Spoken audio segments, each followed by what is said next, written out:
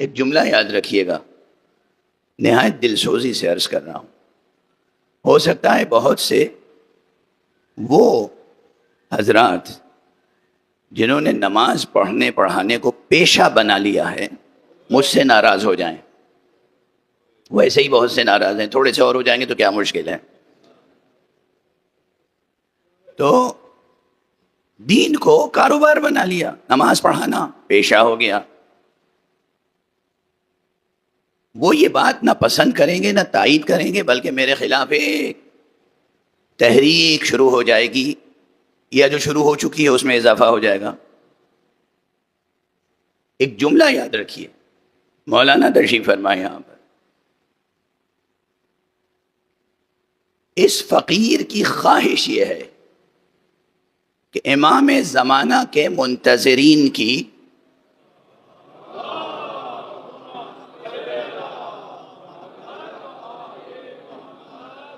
امام زمانہ کے، سب سن رہے ہیں نا غور سے، امام زمانہ کے منتظرین کی جو بھی جماعت ہو اس میں ہر جوان ایسا ہو جو نماز پڑھا سکے.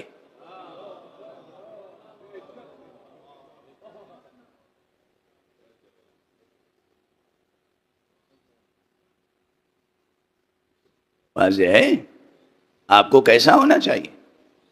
عجب بات آ گئی تو کہہ کے آگے بڑھو، ہے یہ بھی مقاصد قرآن میں ہے.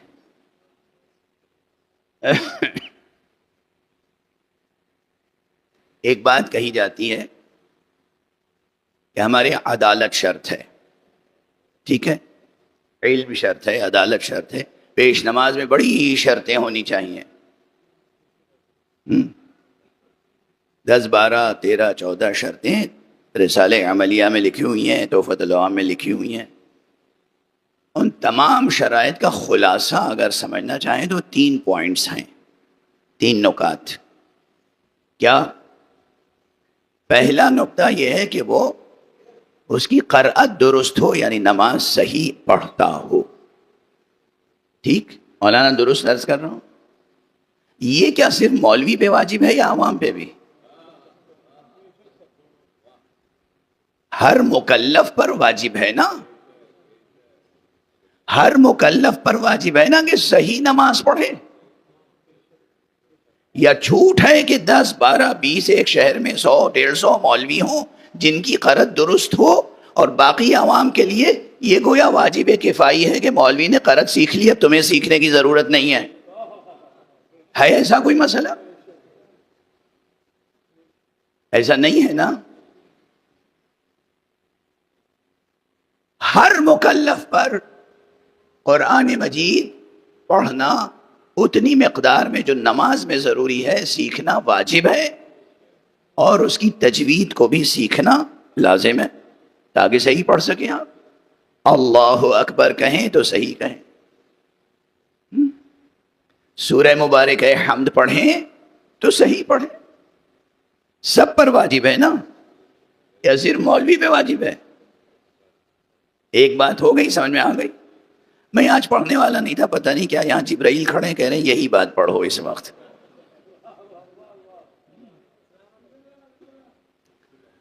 دوسرا مسئلہ، نماز کے احکام. نماز کے احکام یعنی اگر 3 رکعتی نماز سے رکعتی نماز ہے، 3 رکعت کی نماز مغرب، اگر اس میں شک ہو جائے تعداد رکعات میں 2 پڑھی یا 3، تو کیا کرنا چاہیے؟ اگر 2 رکعتی نماز ہے اور اسی میں شک ہو گیا کہ 1 پڑھی کہ 2 پڑھی کہ 3، تو کیا کرنا چاہیے؟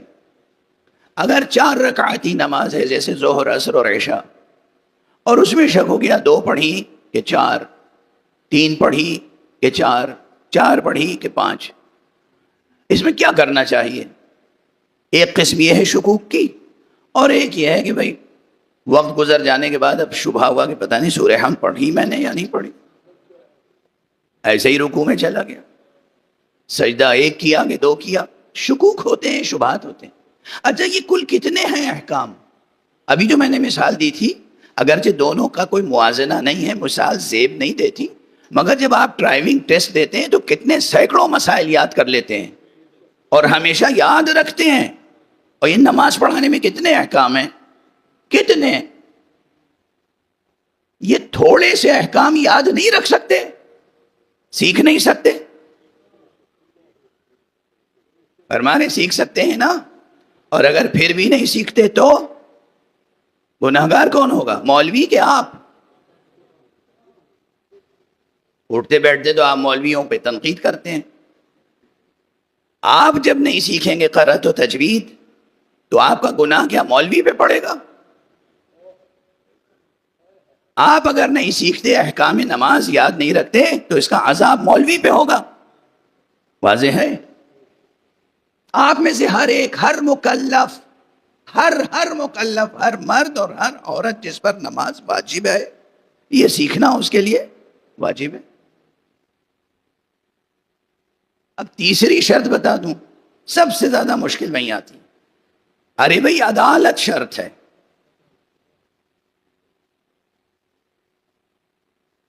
اچھا یہ جتنے مولانا حضرات ہیں یہ کیا بہشت سے اتارے گئے ہیں؟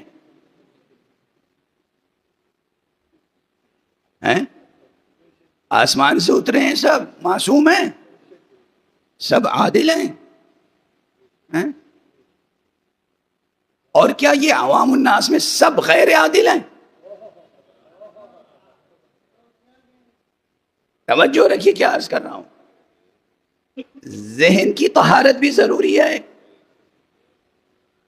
اصل کیا ہے؟ یہ تو مولانا صاحب ہیں، ہم نے دیکھا ان کے سر پہ عمامہ ہے، عبا ہے، قبا ہے، ماشاءاللہ داڑھی ہے اور سفید داڑھی ہے، یعنی گناہ کرنے کا دور ختم ہو چکا زندگی میں، اب بڑھاپا آ گیا ہے، کم سے کم توبہ کرنے کی مہلت مل گئی ہے. میرے سامنے کوئی جوان آ جائے، کوئی جوان، مجھے حق ہے کہ اسے گناہگار سمجھوں، مجھے حق ہے کہ اسے غیر عادل سمجھوں.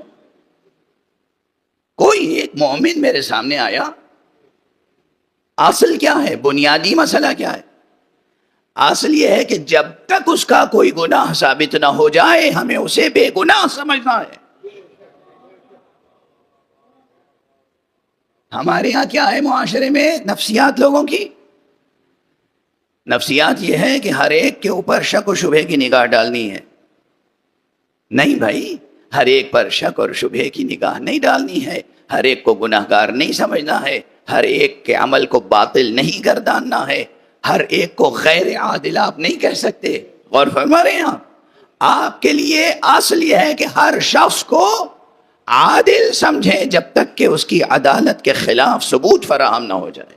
تو اگر یہ تین چیزیں ہمارے جوان پیدا کر لیں، قرآن مجید کم سے کم اتنا جو نماز میں پڑھتے ہیں، سورہ حمد، سورہ اخلاص، سورہ قدر، اور نماز کے اذکار، تکبیر، اللہ اکبر کہنا ہے، اللہ اکبر نہیں کہنا ہے، ٹھیک ہے نا؟ یہ سب چیزیں چھوٹی چھوٹی، تو یقین فرمائیں کہ آپ اور احکام نماز سیکھ لیں اور اپنے دامن ہستی کو، دامن وجود کو، دامن کردار کو پاک و پاکیزہ رکھیں. آپ میں سے ہر ایک نماز پڑھانے کی صلاحیت رکھتا ہے. جوانوں نے غور سے سنا یا نہیں؟ ہر ایک. اور نماز جماعت قائم کرنے کی کوشش کریں. نماز جماعت کی برکتیں آئیں. گھر میں بھی نماز پڑھیں، اپنے بیوی بچوں کو ساتھ لیں، احکام کے مطابق نماز جماعت آپ پڑھ سکتے ہیں گھر میں. کہیں سفر میں ہیں، چند دوست ہمراہ ہیں، نماز جماعت پڑھ سکتے ہیں. نماز جماعت کی کتنی فضیلتیں بیان ہوئی ہیں، کتنی اہمیت بیان ہوئی ہے، نماز جماعت کی کتنی برکتیں بیان ہوئی ہیں، اس کی طرف آپ کی توجہ نہیں ہے. آج عہد کر کے اٹھیے گا اس فرش سے، کوشش کیجئے گا کہ امام زمانہ علیہ السلام کے